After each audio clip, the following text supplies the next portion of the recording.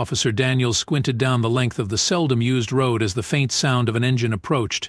His shift at the rural checkpoint had been uneventful so far, and he didn't expect much traffic on this quiet stretch of highway. But as the vehicle rolled closer, his interest peaked. A hearse. Unusual. Daniels raised his hand, signaling the driver to stop. The vehicle slowed, and as it pulled to a halt, Daniels approached, noting the driver's tense grip on the wheel and the faint sheen of sweat on his forehead. When the window rolled down, a sharp, acrid odor escaped, tickling Daniels' nose.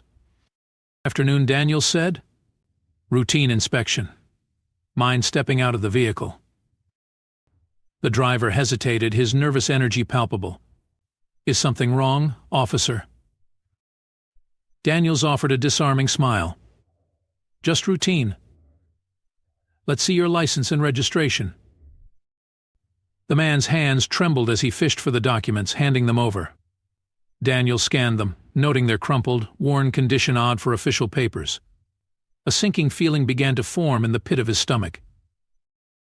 "You transporting a body today?" Daniels asked, his tone casual but probing. Yes, sir." "To a funeral home," the driver stammered. Daniels raised an eyebrow. "Which funeral home?" The man rattled off a name and location, but Daniels immediately knew something was off. He'd been patrolling this area for years, and the place the driver mentioned didn't exist nearby. "Pop the back for me," Daniels said, his voice firm. The driver's face paled. "Do we really have to?" Now Daniels interrupted. Reluctantly, the driver complied. As Daniels walked to the rear of the hearse, the odor grew stronger. When he opened the door, his suspicions deepened. The coffin inside wasn't just standard, it looked newer than the vehicle itself, and its edges were meticulously sealed with reinforced fastenings. "I'm going to need you to open this," Daniels said, stepping aside. The driver's hesitation stretched into a tangible pause, but with a resigned nod, he fetched a small tool and began undoing the fastenings. Beads of sweat rolled down his temple as the lid finally lifted. What lay inside stopped Daniels in his tracks. Officer Daniels snapped the handcuffs on the driver's wrists as the man began stammering incoherent explanations. Each word out of his mouth only raised more questions. Daniels ushered him to the side of the road and began his questioning. "Where exactly are you coming from?" Just the mortuary," the man said, avoiding eye contact. "And you're headed where?" To another mortuary." "A client transfer," the driver mumbled, his story faltering with every word. Daniels stared him down, noting the sweat trickling down the man's face despite the cool evening air. The explanations were as unconvincing as the forged documents Daniels had already inspected. "I'll need you to stay here while I run some checks," Daniels said, heading back to his patrol car. As he radioed in the vehicle's registration, backup arrived on the scene. Officer Ramirez stepped out of his cruiser, taking in the situation with a sharp eye. Daniels filled him in on the driver's erratic behavior, the inconsistencies in his story, and the oddities surrounding the hearse.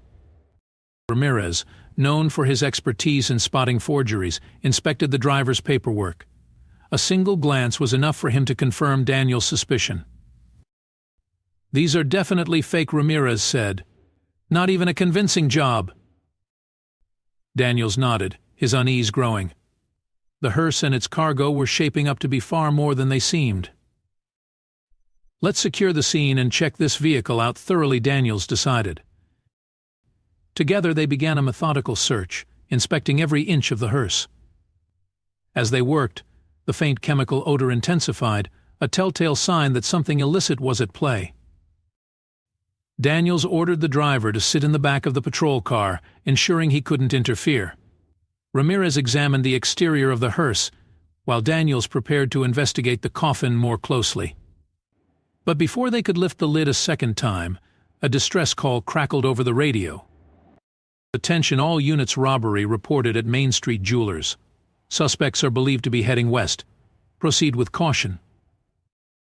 Daniels glanced at Ramirez. "That's not far from here. If they're fleeing west, they'll pass right through this road. Ramirez finished. Daniels made a quick decision. Thompson, stay here and keep an eye on the hearse and driver. Ramirez, you're with me. Let's intercept. At the jewelry store, chaos reigned. Shattered glass littered the floor, and display cases stood empty. The store owner, still shaking, described the robbers 2 men, both wearing dark clothes and ski masks. Their getaway car was a gray sedan, heading west. Daniels and Ramirez relayed the description over the radio and returned to their vehicle, setting up an intercept point along the back road. By the time they returned to the hearse, Officer Thompson reported a concerning development. That chemical smell? It's getting stronger, Thompson said. I didn't touch the coffin, but something's definitely off. Daniels nodded grimly. We're calling in a K9 unit. When the K9 unit arrived, the dog immediately keyed in on the hearse. Its barking and scratching were clear indicators that something illicit was concealed within the vehicle. Daniels ordered the perimeter cleared as the officers prepared to open the coffin. This time, when the lid was fully lifted, it revealed a sealed compartment expertly built into the interior. Inside, rows of vials and containers were neatly arranged, each labeled with chemical names. The pungent odor confirmed what Daniels had suspected. This wasn't just a smuggling operation, it was a sophisticated network dealing in controlled substances. Daniels stood motionless for a moment, processing the scale of what he was seeing.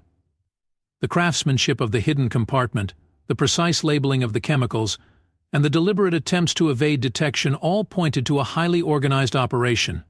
This was no amateur smuggling run. Ramirez broke the silence. This isn't just some guy trying to make a quick buck. These setups take serious resources. We're talking about a network. Daniels nodded, his jaw tightening. He gestured for the officers to start cataloging the evidence. Let's document everything. We'll need a full inventory before this goes to the lab. As they worked, Daniels kept one eye on the driver, now slumped in the back of the patrol car. The man's earlier nervous energy had given way to a resigned stillness, his gaze fixed on the horizon. It was clear he knew the game was up. As the evidence was collected, Daniels' radio crackled again. Detective Ross, who had been investigating a regional smuggling operation, was on the line. Daniels, I heard you've got a hearse with a hidden compartment. We've been tracking something similar. Suspects have been using hearses to move product across state lines, avoiding attention at checkpoints. What's your haul? Dozens of vials, all labeled, strong chemical odor. Looks like synthetic narcotics, Daniels replied. Ross let out a low whistle. That's big. If it's who I think it is, they've been expanding their routes. We've had intel on funeral vehicles, but this is the first time anyone's caught one in action. Hold the scene. I'm sending a specialized team your way. As they waited for Ross's team, Daniels turned his attention back to the driver. He pulled him from the patrol car and sat him down on the roadside, motioning for Ramirez to join the interrogation.